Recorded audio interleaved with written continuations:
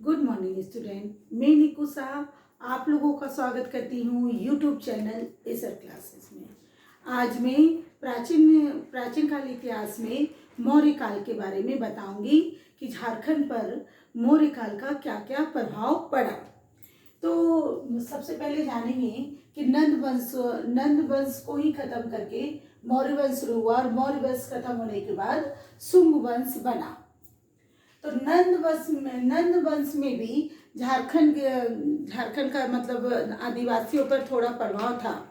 तो नंद वंश में क्या था कि झारखंड के आदिवासियों को सेना में ले लिया करते थे और झारखंड के हाथियों का सेना में प्रयोग करते थे। तो दो बातें थी नंद वंश में कि आदिवासियों पे अपना अधिकार रखते थे ताकि यदि सेना में उसको भर्ती करना है तो सेना के लिए, और दूसरा यहाँ के ये क्या बोलते हैं झारखंड के हाथियों का प्रयोग वो अपने सेना में करते थे। नेक्स्ट आ जाता है मौर्य वंश। मौर्य वंश नंद वंश को खत्म करके आगे बढ़ा था।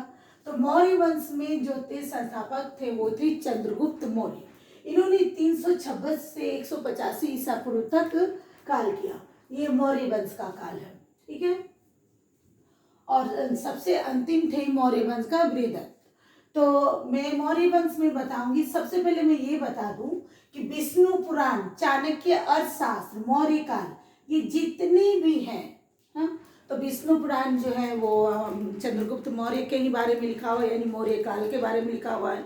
चाणक्य बोले या कौटिल्य अर्थशास्त्र बोले, उसमें भी ये मौर्य काल के बारे में लिखा है। और यही मौर्य काल में फायान भी आए थे, इन्होंने भी मौर्य काल के, इन सबों ने मौर्य ये हमारे झारखंड को कुकट या कुकट देश के नाम से बताया, कुकट या कुकट देश।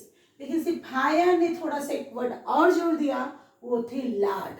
लाड का अर्थ होता है देश, यानी उन्होंने फायन जब सी युद्ध अपनी किताब लिख रहे थे तो उन्होंने अपने हमारे झारखंड को लिखा कुकट लाड का प्रयोग किया। तो यहाँ देखिए कुकट लाड का प्रयोग किया। बाकी सब जो भी है वो कुकट से ही, यदि पूछा जाए विष्णु पुराण में क्या लिखा हुआ गया है तो वो भी कुकट है। मौर्य काल के बुक में क्या लिखा हुआ है वो भी कुकट है। कौटिल्य के अर्थशास्त्र में हमारे झारखंड को किस नाम से जाना जाता है तो वो भी कुकट ही है।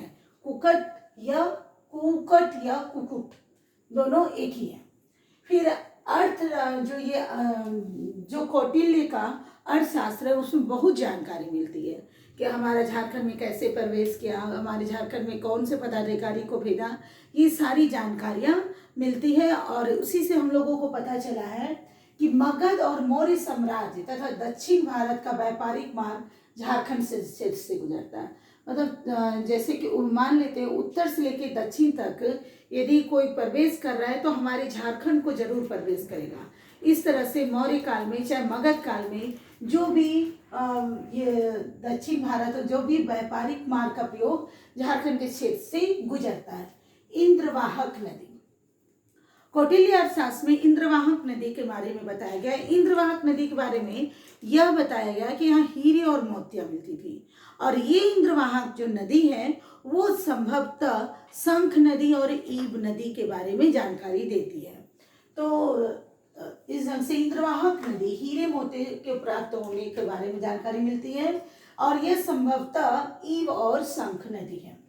फिर यहाँ पे एक प्रमुख और हुआ था कि ये अर्थशास्त्र से पता चलता है कि यहाँ पे अटाविक पदाधिकारी को भेजा गया, क्योंकि जो चंद्रगुप्त मौर्य थे वो यहाँ शासन करना चाहते थे लेकिन पूरी तरह अधीनस्थ करके नहीं। उन्होंने यहाँ पे मतलब अपने कुछ पदाधिकारी को भेजा ताकि वो झारखंड में भी अधिकार बनाए रखे।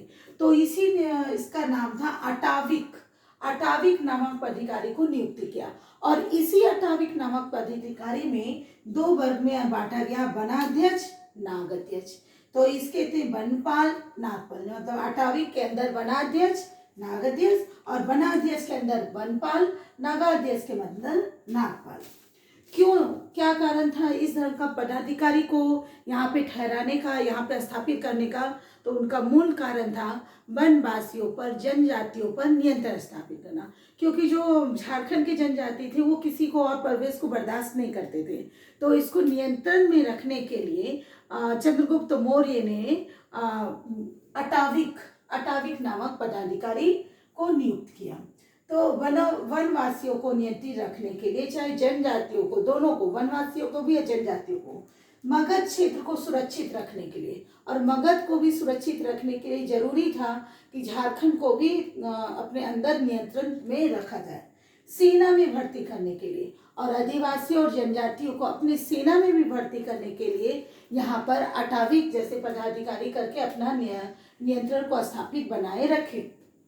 फिर उसके बाद और जानकारी मिलती है, ये कुकर देश में गणतंत्रात्मक शासन था। ये अटाविक नामक पदाधिकारी से भी पता चलता है कि यहाँ एक गणतंत्रात्मक शासन था। अब देखते हैं, एक तो था कि यहाँ से मार्ग होके गुजरता था, और कुछ व्यावसायिक ऐसे मार्ग थे जो हमारे झारखंड से प्रॉपर कौन कौन से जगह से गुजरते हैं। तो बंगाल के तट पर मौर्यकालीन बंदरगाह त्रामलिप्ति को पाटलिपुत्र, जब व्यावसायिक मार्ग बंगाल के तट पे जो था वो मौर्यकाल का जो बंदरगाह था त्रामलिप्ति को पाटलिपुत्र से गुजरने के लिए गया एवं वाराणसी को जोड़ता था। ठीक है, अब देखते हैं त्राम और पाटलिपुत्र जो दो जगह है वो गुजरता जब था तो वो हमारे झारखंड से रघुनाथपुर, तेलकुपी और झरिया, ये 3 जगह से गुजरता था। अब इस ढंग से अशोक के बारे में जानेंगे। अशोक का जो काल था 273 से 272 ईसा पूर्व था। जब अशोक कलिंग युद्ध से लड़े, ज्यादा मार काट हुआ, तो उस तभी से उन्होंने बौद्ध धर्म को अपनाना शुरू कर दिया, और उन्होंने बौद्ध धर्म को अपनाए भी, काफी धर्म भी किए, धर्म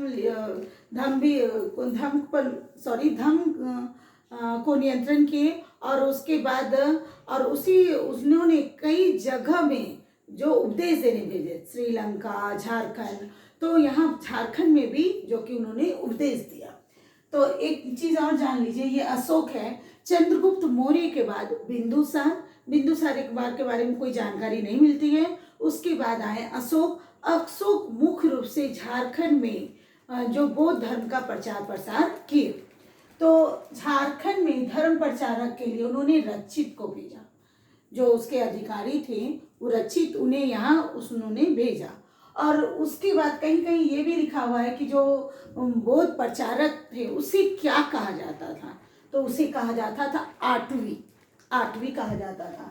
देखिए क्यों कहा जाता था ये भी देखिए। 13वीं शिलालेख में मगध समीपवर्ती जानकारी मिलती है कि जो ये 8वीं प्रदेश है, झारखंड जो है 8वीं प्रदेश बहुत बड़ा था, बहुत बड़ा, यानी कि उड़ीसा से लेकर के बहुलखंड छत्तीसगढ़, और उसी उड़ीसा और बहुलखंड की 36 के बीच में आ जाता है झारखंड, और ये झारखंड भी 8वीं प्रदेश के नाम से जाना लगता है। एक चीज और पॉइंट ऑफ व्यू में देखिए कि यहाँ पे 8वीं प्रदेश है, मतलब एक राज्य के बारे में बता गया, और यहाँ देखिए 8वीं पदाधिकारी है, यानी कि चंद्रगुप्त कार्य में जो 8वीं वर्ड यूज किया गया वो एक पदाधिकारी के लिए यूज किया गया, और अशोक के काल में जो 8वीं वर्ड यूज किया गया वो प्रदेश के लिए यूज किया गया। 8वीं प्रदेश, ये जैसे कि उड़ीसा से बहुलखंड के पूरे को 8वीं प्रदेश का 8वीं राज्य कहा जाता था, और हमारे झारखंड को उसी में 8वीं, मतलब वो पूरे 8वीं हो गए, 8वीं राज्य हो गया, तो इसी में इसको 8वीं प्रदेश कहा गया।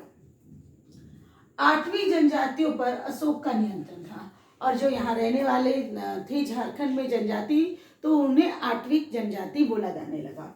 फिर उसके बाद दूसरे शिलालेख के बारे में से पता चलता है, पृथ्वी कलिंग शिलालेख 2 में उड़ीसा के सीमावर्ती अभिविजित जनजातियों के बारे में कहा गया है। वो मतलब जो वहाँ के जनजाति थे उसके बारे में अशोक ने यह कहा कि उन्हें मेरे लिए धर्म का आचरण करना चाहिए। किन्हें?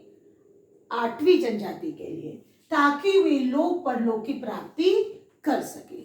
तो इतनी ही जानकारी है इस मौर्य काल में। और अब देखते हैं इससे महत्वपूर्ण प्रश्न क्या बनते हैं। तो महत्वपूर्ण प्रश्न यह बनेंगे कि विष्णु पुराण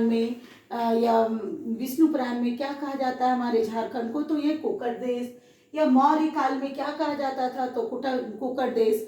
फाहियान ने क्या कहा था ये हमारे झारखंड को, तो कुकट लाट। तो ये हमेशा होता है झारखंड को क्या नाम से किस समय बोला गया। फिर उसके बाद और ये हो सकता है कि इंद्रवाहक नदी से क्या मिलते थे, तो वो मिलते थे हीरे। और इसलिए समाप्त कौन नदी है, तो शंख नदी और ईव नदी। ठीक है। फिर और यहाँ का जो शासन प्रणाली था समुद्रगुप्त के समय, वो कैसा प्रणाली था, तो गणतंत्रात्मक प्रणाली था।